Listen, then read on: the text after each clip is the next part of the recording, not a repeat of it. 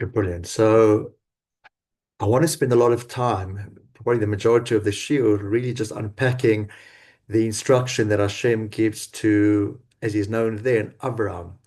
And really, in the very first pasuk, the very first verse of the parsha, Hashem says to Abraham, Lech Lecha, me'artzecha, mimoiladatecha, mibeit avicha, el haaretz asher areka. He says to him, go, leave your land, your birthplace, your home, and go to the place that I'm going to show you.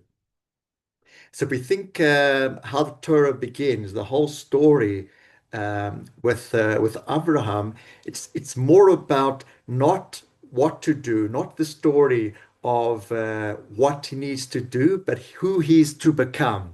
That's really what this command is about. That's really what this imperative, this instruction to Hashem is. We need to actually think about it. If you think about, okay, Abraham's not really we don't have Torah Judaism yet, but Avraham is the father of Judaism. And if we think of this Lech Lecha as the founding act, what really is it? It's a movement, right? Lech Lecha, move, go. What are you moving from? You're moving away from a previous identity towards a new one, towards a new destination that at that time only Hashem knows. And as you're probably familiar, the words Lech Lecha can be read go for yourself or go to yourself. For yourself means, as Rashi understands it, for your benefit, for your good. And I'll go into this a little more detail shortly. And to go to yourself is obviously to discover the self, that person within you that God imagined, that God wanted you to be. It's interesting to also point out that the rabbis of blessed memory, Chazal, tell us that your land, your birthplace, let me just repeat for Hilton, for Wendy just joining on, that they look at this as almost like concentric circles. So your land, your birthplace, your father's home. But if you actually think about it, from where a person leaves, it's actually the opposite way around. It should say leave your father's house, leave your birthplace, leave your land. Why does it say it in the reverse order? Your land, which is further away, your birthplace, which is slightly nearer, and the nearest one being your father's home. And that obviously speaks to that inward journey, that really finding yourself, you're moving from an outer circle, outer concentric circle, your land, coming closer to yourself, coming to your birthplace, and coming even closer to your father's house. So that's showing us the journey, and maybe speaking more to the interpretation of Lech Lecha, go towards yourself, find yourself. In Judaism, as we know, that we don't begin our personal journeys in life isn't begun with a perfect self. We're not born perfect, and then we say, okay, walk and just maintain this your entire life. But absolutely not. We walk, we journey, and as we journey, we become. And that's what Avram's being told, the father of Judaism, the first of the patriarchs, is being told early on. What is the blueprint? What is the map? It's our moving, it's our constant going and journeying that's creating us, that's perfecting us. Lech Lecha ultimately is a journey to becoming. If we think of Eretz, and as I mentioned, that's the outer circle, if you like, broadest identity, your land. Eretz is your land. That would be your national story, your politics, your language, all the public myths, the legends, etc. So what does it mean for our days today? Not speaking to Abraham in his day, but what does it mean for us to leave our land? It means to understand and to realize that the public narrative is not absolute, it's not ultimate. And if you look what Abraham did, his mission was to decenter the idol of the nation, right? Take away paganism, take away polytheism, a belief in many gods. So he was totally against the national order, the national framework of the day. Again, it doesn't mean that Judaism rejects the concept of land. Absolutely not. we have a land, and that's in fact what I'm going to go on to speak about. Hashem promises Abraham, his descendants, promises them the land. So it's not something that he's divorcing himself from, but the land meaning what is associated with the land. It may not be what's best for you. You need to be able to separate from any given narrative, any given constitution of the day. If you look at Moiladetecha, the second concentric circle of from your birthplace, so this would then be bring it a bit more closer to be your culture. It would be your stories, your humor, um, all your assumptions that feel natural. So Lech Lecha, what it's asking us in our times, in our personal journeys, is which part of my culture is not a holy part, is not a vessel for Hashem, so to speak. Which parts are molds that stunt my soul. If you can imagine a soul being put into a mold and it doesn't quite fit, it's being forced in, it doesn't quite fit. Avram is told to discern, and likely we as his descendants, because again, we say that the Parsha of the week we're supposed to learn from in our times. So as much as it applied to Avram then, it applies to us as well. And then we get to Mibeit Avicha, from your father's house. Obviously, now it's becoming a lot more intimate. Now it speaks about the family narrative, loyalties, expectations, patterns.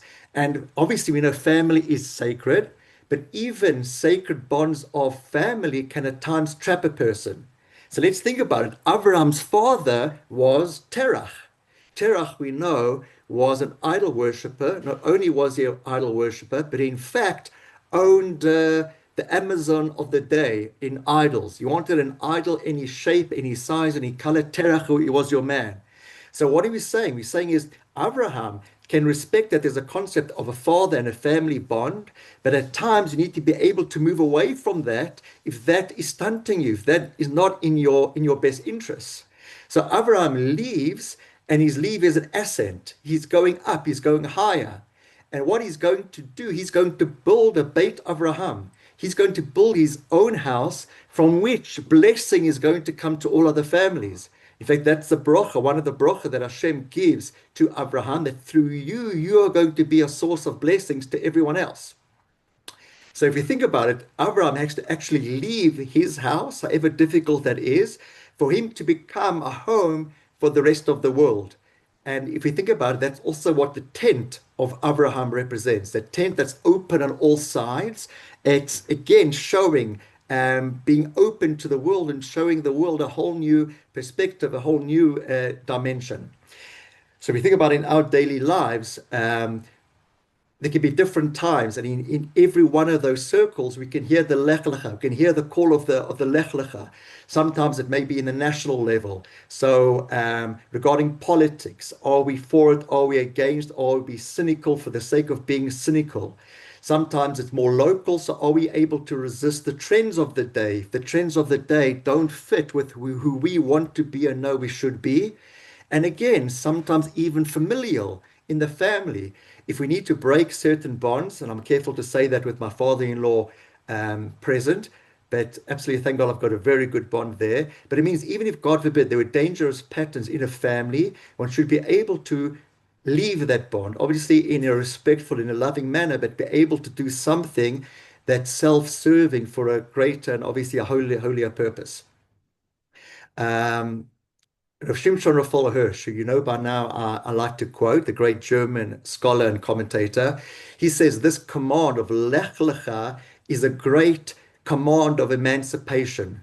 In other words, telling Avram and telling all of us to break free. What does that mean? That we don't live in a world of predeterminism. So you've got to think at the time, paganism was telling you that you were born into this, this is your fate, you can only be that or who you've been born to, the family you've been born to. You can't choose your way. Whereas we know that a Jew is not passive, that we're able to choose what we do. Lech Lecha says to us that who we are, who you are, is how you respond to things. Your responses are what really defines you. You're able to make that response, to respond at any time you choose to do. That's in your possession. That is what you're able to do at any time. That's what Lech Lecha speaks about. I'll just go through a few of the other commentaries, their perspective, their commentaries on these particular words.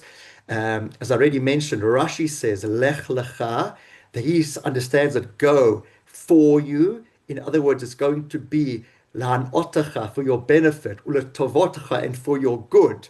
Um, and here we find as well that obviously serving Hashem doesn't always mean that we're getting the short straw. You know, we're drawing the short straw. Absolutely not. It can still land up being not only spiritually but materially good for us. And what we find is that the blessings only unfold. They don't unfold. They don't happen, occur to Abraham when he's sitting in his father's house, in the place of his birth, in his land. When do the blessings unfold? Lech, when he's already walking, when he's already journeying, when he's already making the effort to go and to grow, that's when the blessings unfold and that's when the blessings come to him. None of them seem, at least, to be available to him while he is emotionless, while he's static. The Ramban, Nachmanides, says, we're all familiar with the fact that Abraham was given 10 tests. The final one was the binding of his son Isaac. But Ramban says this was his first test, the test of Lech Lecha. Um, and obviously, when he introduces this whole concept of tests, Ramban said the test isn't for God. It's not like a teacher who needs to set a test for the student to know what level the student's at. God knows everything. He knows everything about us. He doesn't need to test us for his sake.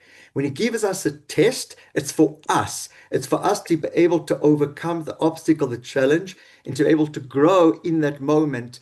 The test is for us. It's not for God. And as we are able to overcome that challenge, to pass that test, we become better. It's a growth point.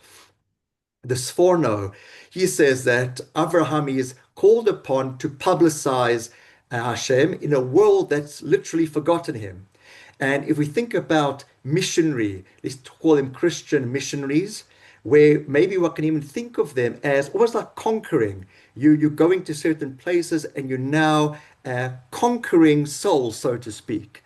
Where here, what Avram was doing was really, let's call it being a missionary in the most noble sense, to bring bracha, to bring moral clarity to humanity. That was really his mission, not to say, look how many people have now converted, so to speak. It wasn't colonialist, it wasn't a conquering thing, but it was to bring blessing. And that was Hashem told him to do. You are the father now of all nations. In fact, that's when he changes his name to Abraham. And you're the source of blessings of everything. The Orach Chaim, he touches on the point of Lech Lecha, meaning more go towards yourself. You need to go to that essence that you yourself haven't even yet found. To put it in context, you think you're Avram, but go meet Avraham. You're not nearly the person you think you are. The person that you can become is so much greater than the person you already are. There's a you far greater and beyond the you that you already know. That's how the Orach Chaim understands the phrase Lech Lecha. We know that Hashem tells him that you're going to go to the land that I'm going to show you. He doesn't give him the destination, right? So if you want to put it very poetically, you could say that faith walks without a map. He walks because Hashem told him to walk. He doesn't know where he's going. He doesn't know what the mileage is going to be. Hashem says, Avram, walk, and he's got the faith. He's got the faith to believe. And this is Hashem educating Avraham and educating his vision, educating how Avram sees that reality is now being shown to him, so to speak, if you can put it through Hashem's eyes. Also teaching Avram that clarity will follow obedience and clarity will follow emunah. It never works the other way. It never works the other way around. Just give me a second. I just want to mute. Hold a second. Can Wendy Richard mute, please? Okay, I think that's sorry. It's a bit of housekeeping. We also find, I mentioned this in Shul the other day between Mincha and Mariv, that wherever Avram journeys, it says, Vayiven Sham Mizbeach. Hashem appears to him and Avram builds an altar. The symbolic meaning of Avram building an altar is that he's showing gratitude. And also that every place that he's going through and passing through, he anchors some gratitude there. He anchors something spiritual. So it's not movement without memory. It's not movement without purpose. But the altar now, when he builds that altar, now that motion, that movement, that journey becomes, so to speak, Avram's pilgrimage. It becomes something holy, this journey that he's going on. And in fact, every time that we show gratitude, we're, so to speak, building a symbolic altar to Hashem as well. And particularly when you show gratitude publicly, as Avram did. Because what it says many times in the Parsha about Avram, it says, Vayiven Sham Mizbeach, he built there an altar, Vayikra b'Shem Hashem, and he called out in prayer Hashem's name. But some of the commentaries say not only did he call out, but it means he made others call out. So he's able to publicize gratitude to Hashem and make other people feel that gratitude and express that gratitude to Hashem as well. You also see the faith with Abraham that Hashem tells him, you're going to this land. I haven't told you where the land is, just follow me. Abraham eventually gets there. He gets to the land of Canaan. And what happens? Pretty much straight away, there's famine in the land.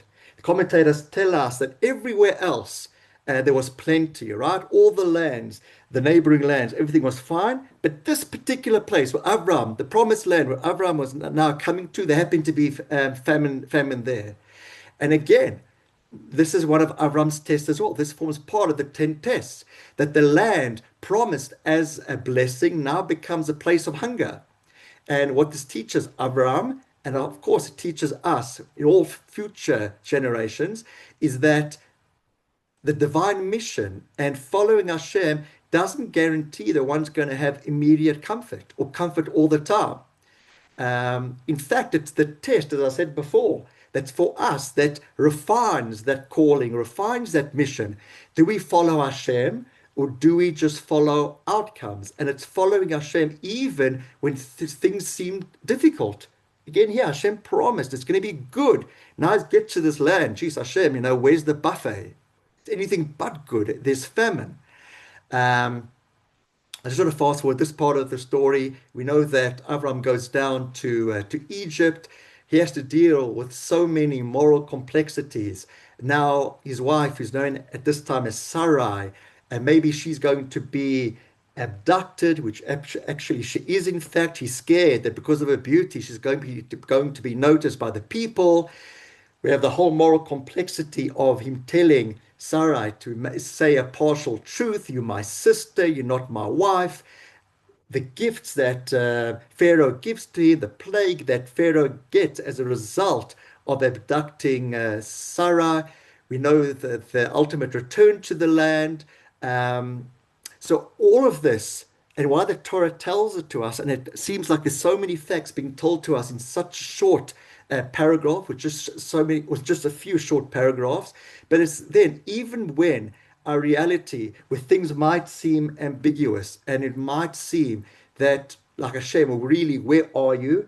Abraham kept his moral compass. He kept the word of Hashem. He kept faith in Hashem, and that was his compass, telling him in what direction still to continue. Notwithstanding everything that was happening, falling apart before him or from all sides, nevertheless, he had clarity of mission, and he was able. In fact, out of all of that, if you obviously know the story, you'll read it on Shabbos, he emerges from it with actually great wealth. But more importantly than the great wealth, is obviously being clear in his mind what his mission is, and being able to bless others, but in the same time not surrendering who he is, not surrendering his integrity. Okay, I'll see if I can quickly just look at my notes here. Okay, I'll try to get through this. We know that Lot journeys. Lot is Avram's nephew. He journeys together with Avram. And after a while, there's a fight between the shepherds of Avram and the shepherds of Lot. Rashi tells us because the shepherds of Lot allow the animals to go and graze in fields not belonging to them. Whereas obviously Avram's shepherds can't tolerate that. And so Avram comes up with the suggestion, let's part amicably. Please look around, choose. If you want to go to the right, I'll go to the left, and vice versa. And we know that Lot opens his eyes, so to speak, and he looks and he takes this very fertile plain all the way to Sodom, and he takes that for himself. Now, again, one might think, well, Avram's being naive here. There's a limit to generosity. Avram, you want to make peace, but maybe have the first go. Tell him, Lot, I'm going to take this area, you take that. Why does he give Lot the opportunity to choose first? And it seems, according to the description of the place in the verses, that it's an irrigated place. It's beautiful. It's lush. Trees. Everything's beautiful. And why does he give that up? So again, it's showing Avram's faith in Hashem, that his destiny isn't dependent on him grabbing first, taking what looks to be there for the taking at first, but really being able to wait and see really what pans out in the future. And I have faith, I have confidence in Hashem that Hashem's ultimately going to give me my lot, excuse the pun, going to give me my portion that I truly deserve. And what do we find afterwards, funny enough, that after it says, Acharai hipared Lot, after Lot departs from Avram, then Hashem speaks to him. Rashi says something interesting, that Hashem wouldn't appear to Avram while he was still in the company of someone evil like Lot. But straight after Hashem appears to Abraham, he says, I'm giving you all the land. Look with your eyes, look far and wide. I'm giving you all this land.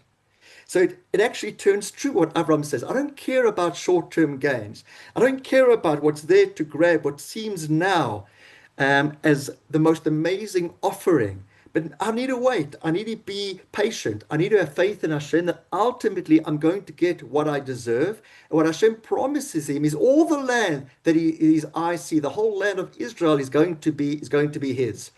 I just want to skip through the part about the wars, but in fact, I'll go through it quickly. The Torah goes through a whole series of introducing us to various kings over various lands. And we have a group of 5 kings and a group of 4 kings that wage war with each other. And the 4 kings, even though they're outnumbered, are able to defeat the 5 kings. Then what happens is the 4 kings, who obviously we know are so mighty because they beat a greater enemy, now take Lot as hostage. Avram, notwithstanding the fact that they've now got this reputation of being these great warriors after this recent conquest and victory, he goes after them. He's able to get back all the spoils of the city of Sodom, to give it back to the king of Sodom. He's able to get Lot back. He's able to get him out as a hostage. Okay, it seems so pertinent to our times as well, but he redeems Lot as well. And in the process, we're told the king of Sodom comes out to Avram and says, hey, thank you, Abraham, you've done great. Tell me, what do you want of the spoils? You've brought back everything over here. You can have first choice. Tell me what you want, the gold, the silver. And the verses themselves say expressly, Avram says, I don't want anything. Just give me the souls back. Just give me the people back. But the booty, the spoils, take for yourself. I don't even want a thread. I don't even want a strap of a shoelace. And in that merit, the commentators tell us that his descendants merit to get the mitzvah of tzitzis and the straps of tefillin. What Avram was really saying over here is, I don't need to be defined by wealth. And again, this is so revolutionary for the time.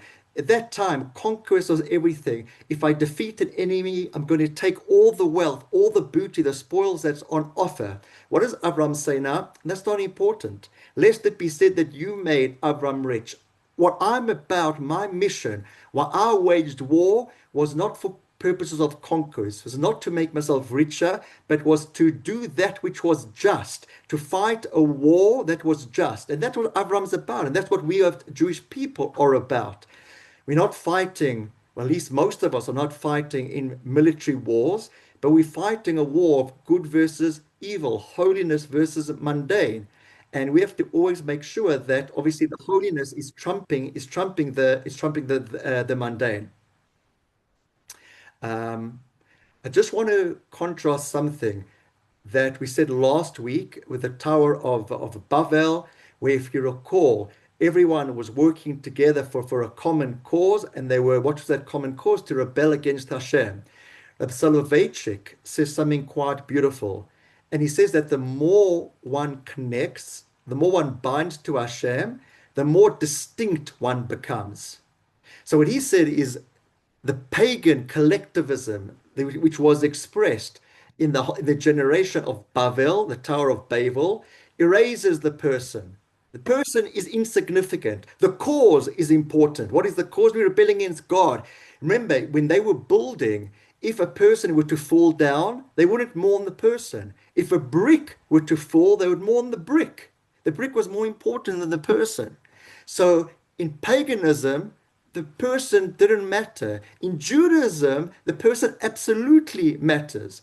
And why? And again, now I'll take it out of Rabbi Soloveitchik's words and I'll say it more from Kabbalistic terms, is because only the infinite can hold something that's finite without consuming it. Think about that again. Only the infinite, that's being godliness. God is the only thing that's infinite. Only the infinite can hold something that's finite, man, without consuming it. So Lech Lecha establishes, if you like, the Jewish concept of individual mission, that there's a task that's got my name on it that only I can do and no one else can do. And I matter. Yes, there's a body of Torah and we all have to perform it. And there is the greater good of bringing spirituality into this world, of doing what Hashem tells us to do. But each of us does it in his own unique, her own unique way. And there's absolute individualism in Torah and in Judaism. I want to quickly, just for the next few minutes, just touch on the Brit Bein HaBetarim, which is literally known as the covenant between the parts, where Hashem tells Avram to cut animals in half, and he was supposed to walk between the part. And this was done in ancient times, that people would pass between animal pieces that were cut, and that was, so to speak, to display their eternal bond, the eternal covenant. I just lost my train of thought. What we see over here with what Hashem does is only one partner. We don't have obviously two people walking through, but it's Hashem. Hashem's involved. Hashem's the partner. And obviously Avram's got an infinite partner. It's as though Hashem's saying, I'm your shield. In fact, he does say that to Avram later in the Parsha. Ani magen lach, I'm your shield. By the way, Avram was concerned, and that's why Hashem has to appear to Avram. Avram was concerned that his merits had been used up. In other words, yeah, God, I know I've been good and I followed your ways and I've introduced you to the world, but maybe now that I was able to defeat these kings and return my nephew and get him freed, maybe that's all the merit I have, and now I've got no longer merit. And Hashem reassures him that Avram, you've got plenty credit, and so are your descendants going to have. And as we know, Hashem promises him that he's going to have children. But I just want to also say that what's important about this covenant, this Brit Bein HaBetarim, this covenant where Hashem tells Abraham that he's the chosen one, that his children are going to inherit the land, that he, first of all, is going to have children that are going to continue his legacy. But it happens at night. It happens at night. And why does it happen in night? Because commentators tell us that Hashem's way of telling Avram and telling us as well that the journey with Hashem, the journey through Judaism, is not only going to be at times of sunlight, where everything seems to be glittering and everything's clear and it's warm and it's pretty. There are going to be times of darkness as well. And it's precisely in this darkness that the covenant is formed. And Hashem appears to Avram and says, yeah, there are going to be moments of darkness. And you're often going to think, where is God? But I'm here. I'm precisely here within the darkness.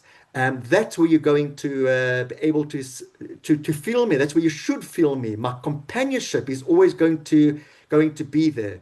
And as you know, Hashem even tells him that his future descendants are going to go into exile.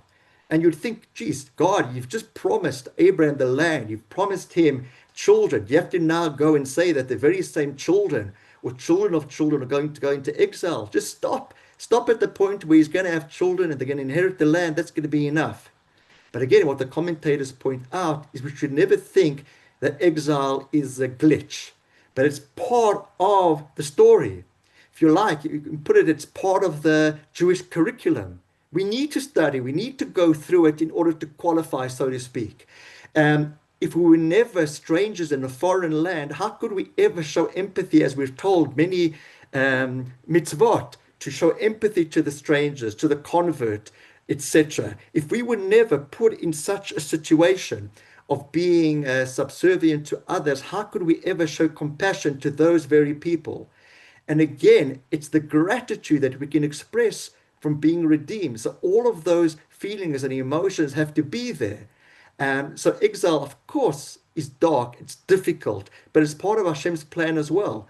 And as we say in Tehillim, Imo Anochi B'tzara, Hashem is with us in the difficulty. Hashem is with us even in that very same exile. Kabbalah teaches us that the Shekhinah, God's presence, is exiled as well. And in times of redemption, it won't be. So again, it's telling us that there are going to be times of darkness. It's precisely in the darkness that Hashem appears to Abraham in this Brit Bein HaBetarim to say that all moments, God is there. God's going to be with us when it's shining, when it's bright, and when it's dark. And the darkness is also so much part of the story. And if we didn't have the darkness, then when the light eventually shines, we wouldn't be able to appreciate the glory of the light if we didn't have the darkness that came before it. We could never appreciate the sweetness of something so very sweet if we didn't have the bitterness that went before it. But we should never think that the darkness or the bitterness is a punishment as an end in itself, or is it a punishment at all. It's not. It's like that nisayon. It's like that test that Avraham goes through. It's a challenge that we need to be able to overcome to get through, to be more refined individuals coming through all of that. Of course, there's so much more we could have gone through, but I'm going to leave it at that and wish everyone a good Shabbos. Hopefully, see you at Shul on Shabbos. If you know of anyone who hasn't yet been invited for next Friday night for the Shabbos project, please be in touch with me or Wendy or Rabbi Uzvalk. We want to make sure that everyone from the community is hosted next Friday night, part of the Shabbos project. Have a good Shabbos. Good Thanks, Rabbi. night.